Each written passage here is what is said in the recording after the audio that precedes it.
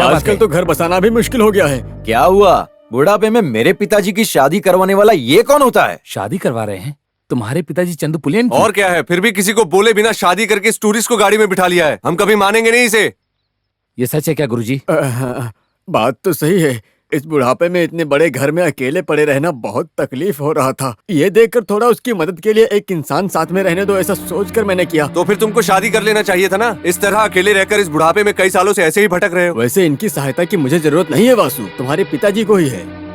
अच्छा पिल्ला भाई कहाँ है? पिल्ला और वो नई दुल्हन कार के अंदर हैं। अपने बच्चों के डर की वजह से बाहर नहीं उतर रहा है। बाहर उतरेगा तो भी ये लोग उसे अंदर नहीं जाने देते हैं। जो चक्रव्यूह में फंस गया है, उस अभिमन्यु जैसा हाल हो गया है मेरा बिल्कुल। अभी तो भले ही मैं कलरी कराते का गुरु हूँ, लेकिन अभी मुझसे कुछ और करने को नहीं हो रहा है। मेरी रक्षा करो। पिल्ला भाई सब कुछ ठीक है, बाहर आ जाइए। सुनिए माधव भाई, अगर ये दूल्हा और दुल्हन बाहर निकले तो मैं भूल जाऊंगा ये मेरे पिताजी है। क्या करोगे, मारोगे? तो मारो, मैं भी देखता हूँ। पिल्ला भाई बाहर आइए।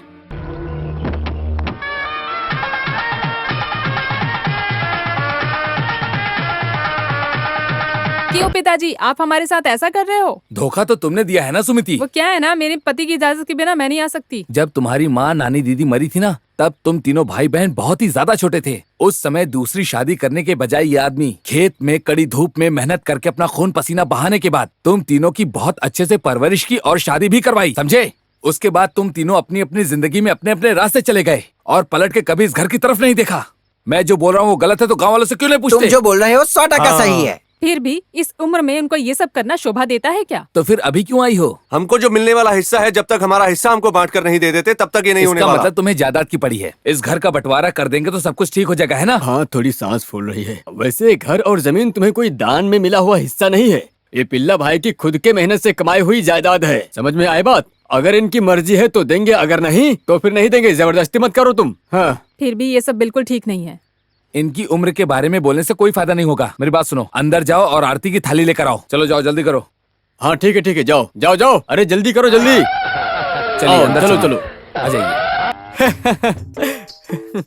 हे भगवान, अच्छे से दूध दे दो। आज इतना हिचक क्यों रही हो? देखो आराम आराम से निकाल रहा हूँ। हाँ, ये नहाने में कितना आलस करती है। ए रुक रुक, कहाँ भाग रही है? खड़ी रहे, चुप करके नहा। चलो हो गया। अभी तो गाय को भी नहलाना बाकी है।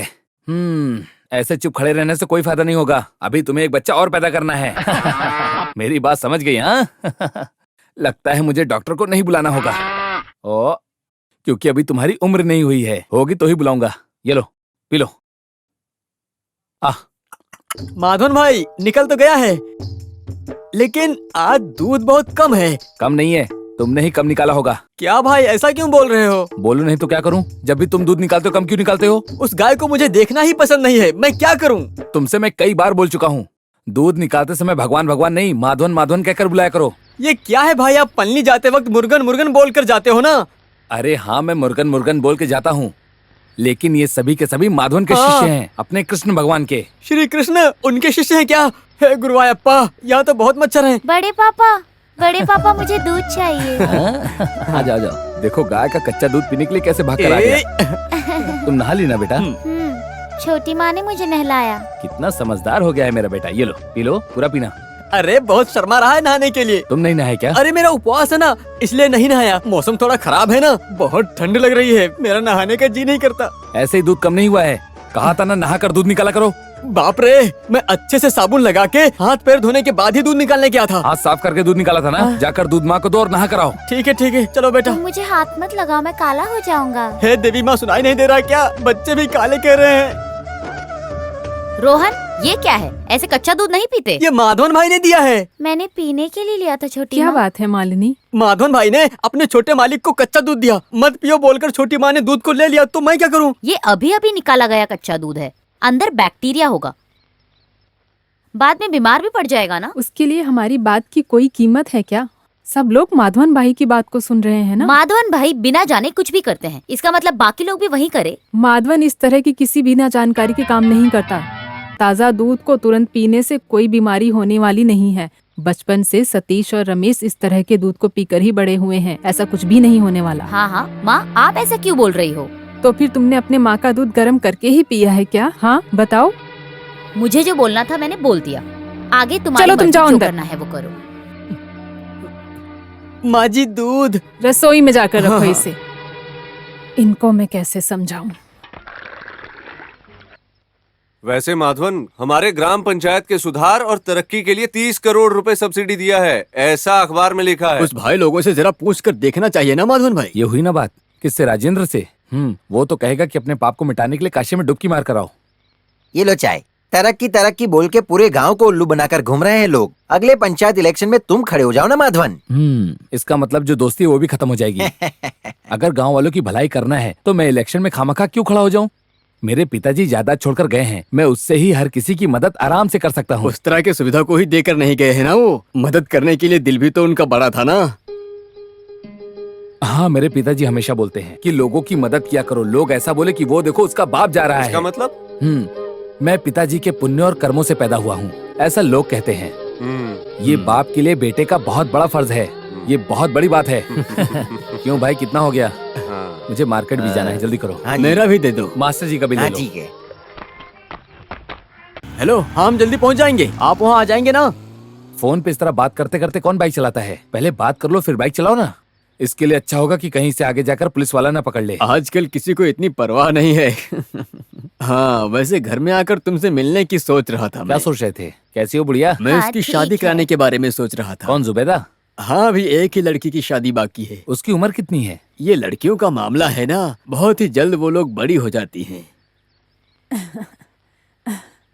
हाँ। अरे देखो तो कौन आ रहा है। अरे माँ जी कहाँ जा रही हैं? राशन की दुकान में बेटा। घर में कोई बच्चे नहीं है क्या?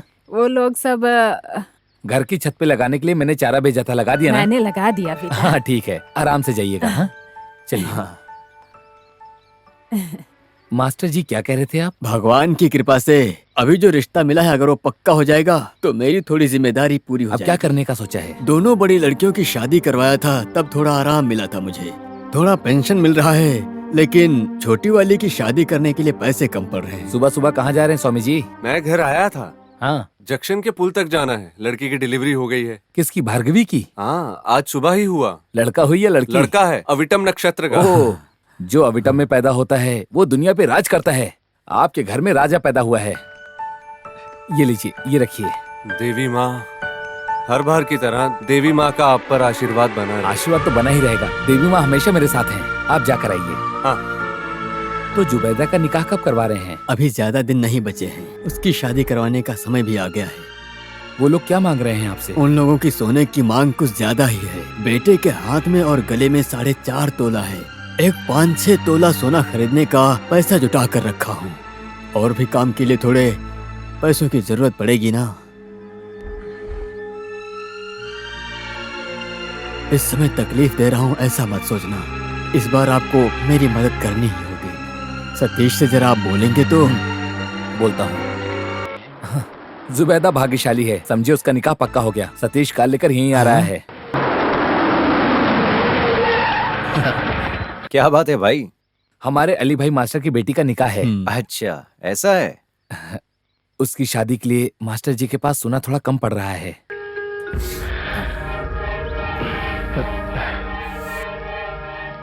स्टैम्प पेपर या किसी पेपर पर साइन करके देना है तो ये अभी क्या कर देता मास्टर हूँ। जी? आपके बारे में गांव में हर कोई अच्छे से जानता है। साइन करने की कोई जरूरत नहीं। मेरे पिताजी की आत्मा कभी बर्दाश्त नहीं करेगी। नहीं, एक गारंटी के लिए। गारंटी में कोई कमी नहीं है। आपको जो भी लेना है सीधा इसके ज्वेलरी शॉप पर चले जाइएगा। क्या बोलते हो सतीश? हाँ, अब तुम जाओ।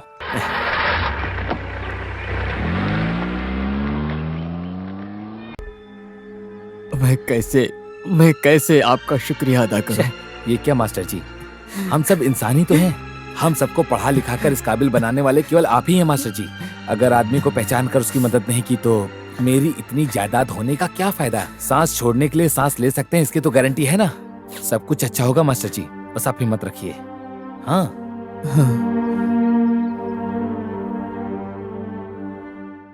गांव में ऐसी तकलीफ वाले लोग बहुत मिलेंगे। वो लोग जो चाहते हो वो देने के लिए तेरा भाई ही है क्या? मेहनत करके ज्वेलरी शॉप को चलाने वाले की तकलीफ जो चलाते हैं वही जानते हैं। मतलब मुझे उधार देने वाले सोने के बदले में स्टैम्प पेपर पर साइन करके देता हूँ, मास्टर ने खुद बोला था। लेकिन दयालु माधव ने जिम्मेदारी अपने सर पे ले ली। पिताजी के दोस्त से साइन लेना गलत है। बोल रहा है कोई गारंटी नहीं चाहिए। एक लड़की की शादी के लिए ही ना